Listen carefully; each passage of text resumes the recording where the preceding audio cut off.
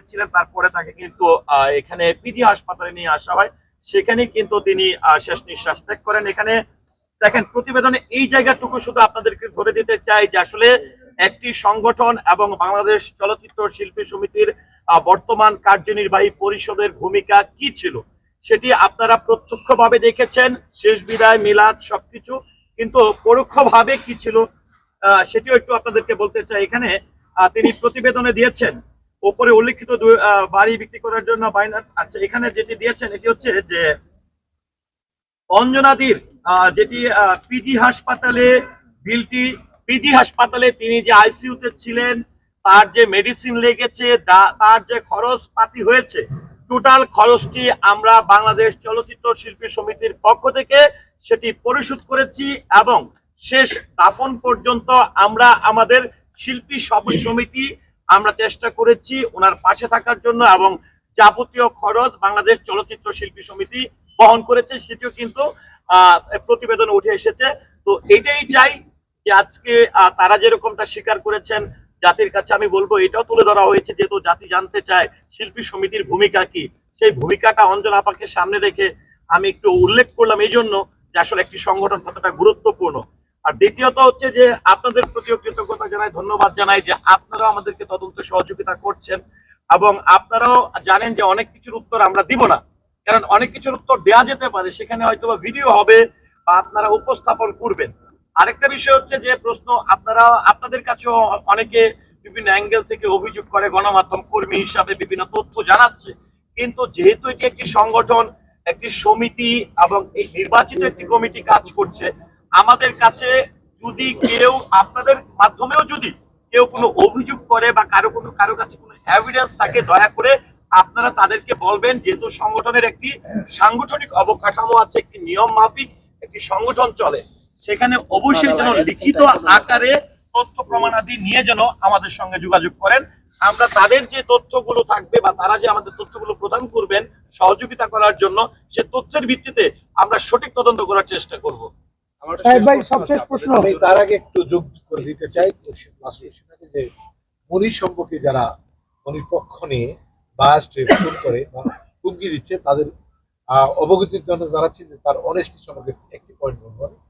এটা যখন ইউনাইটেডে ভর্তি ছিলেন, তারা একটা বিলের কথা বলে মনিকে ফোন করেছিল আমাদের আলমগীর স্যার, যে কত টাকা বিল আসছে, দেখবেন কেমন সন্তান বা কেমন ভাই সে বলছে 8.5 লক্ষ টাকা।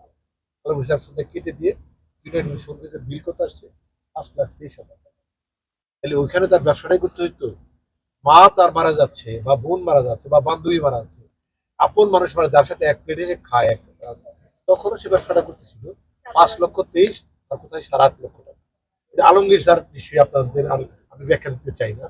তাহলে যারা তার সাপোর্ট করছেন বা তাকে অনেস্ট করার চেষ্টা করতেছেন বা তাকে সহযোগিতা করার চেষ্টা করছেন, সরল সোজা বলতেছেন, হ্যাঁ সরল সোজা বলতে তাদের বলতেছেন সরল সোজা। এবং আমাদের আলমগীর সাহেব মহোদয় তিনি প্রস্তুতি নিয়েছিল যে 5 লাখ আর 8 লাখ যাই লাগুক না কেন, প্রয়োজনে তিনি তাই দিবেন। তার মানে হচ্ছে আমাদের শিল্পীরা শিল্পীদের পাশে নেই, এটা কিন্তু ভুল।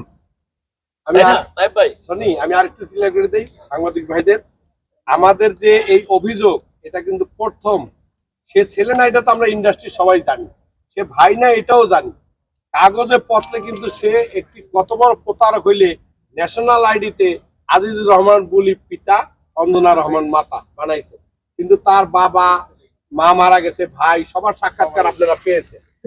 এই আলমগীর স্যারই প্রথম, এই সনি রহমান ছিল অঞ্জনা আপার ফুলের শুভেচ্ছা শ্রদ্ধার সময় নাকি ব্যস্ত, তো তাই ভাই বোধহয় ব্যস্ত ছিল। আমি মুক্তি সহ আন্নায়রা আমরা ভিতরে গেলাম, তো আমাকে আলমগীর স্যার বললো, বিপ্লব ওই ছেলেটার নাম যেন কি, কখনো বুঝতে পারিনি কোন ছেলে, বললো যে আমাদের অঞ্জনা। আমি বললাম সাজ্জাদ মনি, শহর একটু ডাকো। আমাদের নৃত্য পরিচালক সাইফুল ভাইকে দিয়ে তারা ডাকাইলাম। আমরা কিন্তু আলমগীর স্যারের সামনে বসি না, সে বসতে না বলে, কথাও জোরে বলি না। তাকে জিজ্ঞাসা করা হলো তোমার বাবার নাম, সে বললো আজিজুর রহমান পুরি, মাতার নাম অঞ্জনা রহমান। তখন সে ধমকি দিয়ে বললো, যাই ছেলে চুপ। সে তার মোবাইলে হোয়াটসঅ্যাপে মালয়েশিয়া থেকে পাঠানো জুম করে লেখাটা বড় করে বললো, তোমার পিতার নাম অমক, তোমার 2 ভাই পনির, তুমি, মাতা মারা গেছে 2 বছর, ডিটেলস সে কথাটা কি উত্তর দিল, সরিও বললো না, মামা এগুলা নাই বলি। তার কাছে সব স্বাভাবিক, আপনারা বুঝে নেন। এই স্বাভাবিককে আমরা অস্বাভাবিক আচ্ছা, দেখাবো। এখন তো আমরা তো আসলে আজকে কাউকে একদমই ফাইনালি যেহেতু রিপোর্ট দিচ্ছে না, এগুলো আসলে আলোচনা করলে ব্যাখ্যা করলে অনেক করা যাবে। এগুলো আসলে বিচার বিশ্লেষণ করা বা উপস্থাপন করার কিছু না। এগুলো তদন্ত সাপেক্ষে বেরিয়ে আসবে। বিপ্লব ভাই, আমরা এই আমরা ক্লিয়ার করে দিলাম। এখন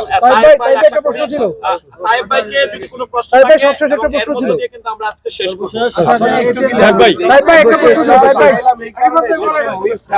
শুরুর থেকে মিথ্যা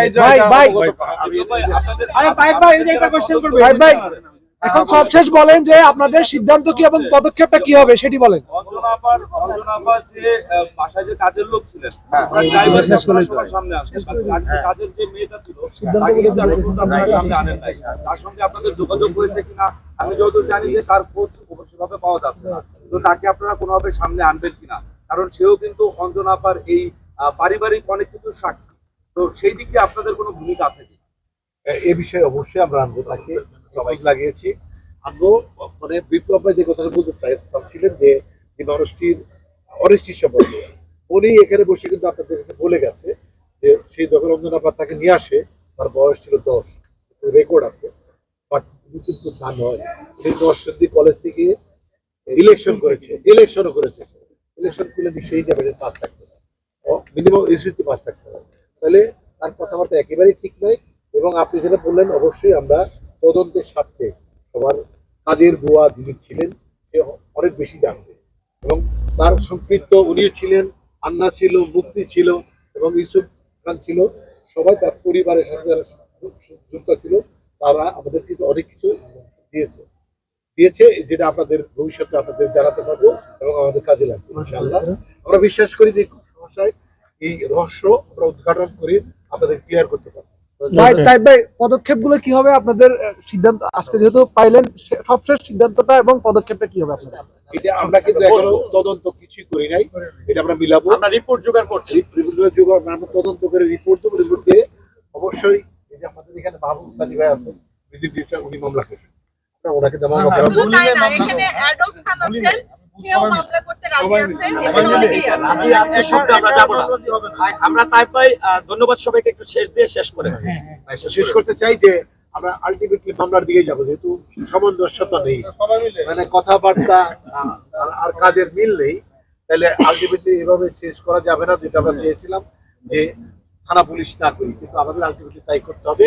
আর আপনার আগে বলেছি যে ডেড বডি 100 দিন পর্যন্ত, 90 দিন মধ্যে একদম ইনট্যাক্ট আমরা তুলতে পারবো, তুলে পোস্টমর্টম করা। আসলে এই প্রক্রিয়াটা শেষ করতে আপনার দ্বারা কতদিন লাগতে পারে? এটা আমরা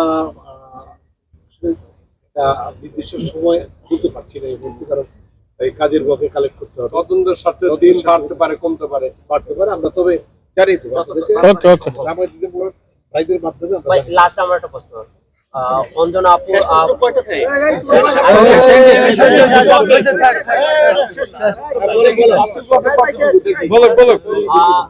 অঞ্জনা আপুর পাশে যে কাজের মহিলা কাজ করতো, একটা ইন্টারভিউ আমরা দেখেছি, এমনকি কথাও বলেছি।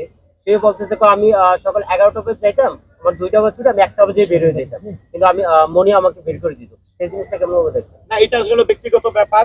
কাজের বুয়া কোথায় কি ইন্টারভিউ দিয়েছে সেটা আমাদের দেখার বিষয়।